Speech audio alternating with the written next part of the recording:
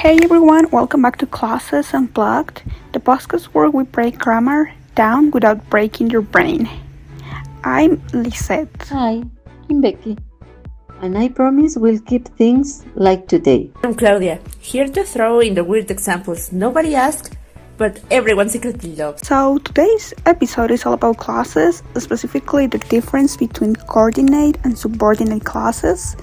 And look, I know that sounds like a lecture you will fall asleep in, Which I definitely did multiple times. Before we split into coordinate and subordinate clauses, give us the one-sentence version of what a clause actually is. Sure, a clause is a group of words that contains a subject and a verb. That's the bare minimum. It is the basic unit of meaning in a sentence. So, like, I sneezed? That's a clause? Exactly. So the subject in this case is I. The verb is sneezed. It is a complete clause, and in this case, it is also a complete sentence. It can stand alone. So the key thing to remember is that not all clauses are equal. Some can stand on their own. We call those independent, and some cannot. Those are dependent. Subordinate clauses are two independent clauses linked by a fan-voice conjunction. Subordinate clauses have a dependent clause that can survive on its own, introduced by a subordinating conjunction. For, and, nor, but, or, yet, so, and if you can remember them, you can use the acronym fanboys, FANBOYS, fanboys. For, and, nor, but, or, yet, and so. That's the acronym. Okay. Give me an example. Well, an example could be I wanted to sleep, but my cat had another plans. Here we have two independent clauses joined by the conjunction but. If I say I wanted to sleep, but my cat had another plans, the clause number one is I wanted to sleep is an independent clause, and the second clause is my cat had other plans. It is independent, but we can join them by the conjunction but. Extremely relatable. Okay, what about she studied all night, so she aced the exam? Yeah, perfect coordinate clause. Both sides could survive on their own as sentences. The word or the conjunction so just connects them and shows cause and effect. If we say she studied all night, so she has the exams, both clauses are independent. They are joined by the conjunction so. And a quick note, you usually put a comma before the coordinated conjunction when joining two full independent clauses. That comma is doing real work there. Yes. Drop that comma and you might end up with a run-on sentence. That is not the ideal. Now let's move on to subordinate clauses, and these feel a little trickier at first, right? They do, but the concept is pretty intuitive. Once you get it, a subordinate clause has a subject and a verb, just like a coordinate clause, but it cannot stand alone. It needs a main clause to make sense. Like that one friend who can make a decision without asking everyone else first. Kind of. Yeah, it's dependent on the main clause, and they are introduced by subordinated conjunctions, words like because, although, when, while, if, since, unless, after, before, and even though. So the common coordinating conjunctions we have are because, although, when, while, if, since, unless, after, before, even though. Okay, give me an example, a real one, not a textbook one. Well, I have this example. Although I was exhausted, I kept watching the show. We have a subordinate clause is the first one, although I was exhausted. This one can't stand alone.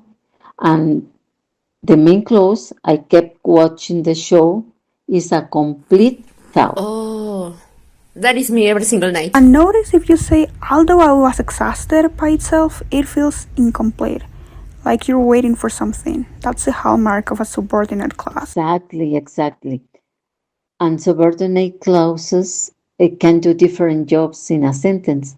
They can act like adverbs, like adjectives, or even like nouns. Wait, really? Can you give an example of it? Sure.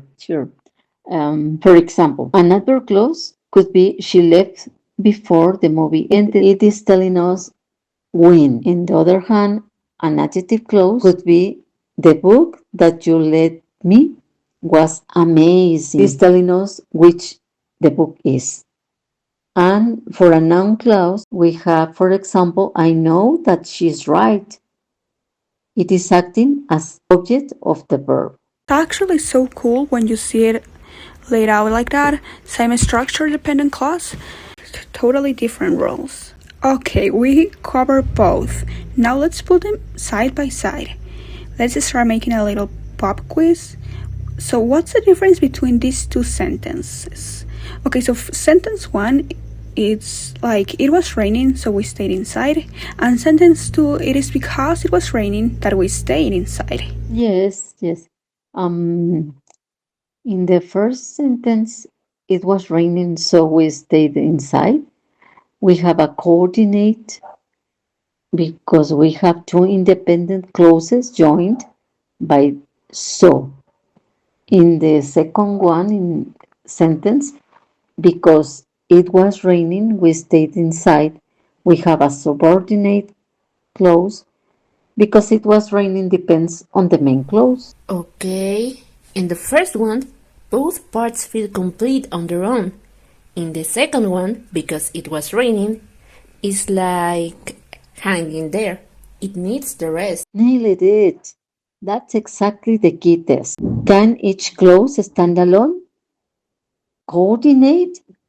Yes, they can. Both can. But subordinate?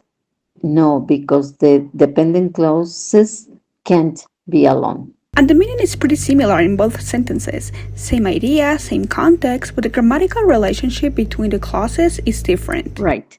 It is as you are pointing out. In the coordinate version, the clauses have equal weight.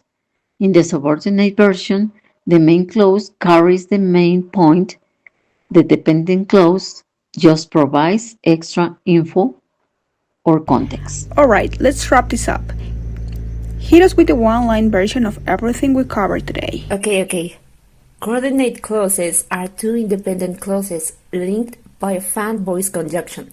Subordinate clauses have a dependent clause that can survive on its own, introduced by a subordinating conjunction. And much perfect. I would like to add something else. When you're writing, coordinate clauses are great for showing equal parallel ideas, and subordinate clauses are better for showing cause, condition, contrast, or time relationship. For example, a coordinate one could give us equal ideas. For example, I was tired, but I finished the assignment. Nevertheless, subordinate gives cause or conditions. For example, even though I was tired, I finished the assignment. Beautiful. And honestly, once you start noticing this, you can unsee them. They're in every sentence you read, every song, every lyrics, every email. You basically just ruined reading for me. Thank you. You're welcome. That's all for today's episode of Classes Unplugged. If this was helpful, share it with someone who's also out here fighting grammar one clause at a time. We'll see you next week. See you then. Bye.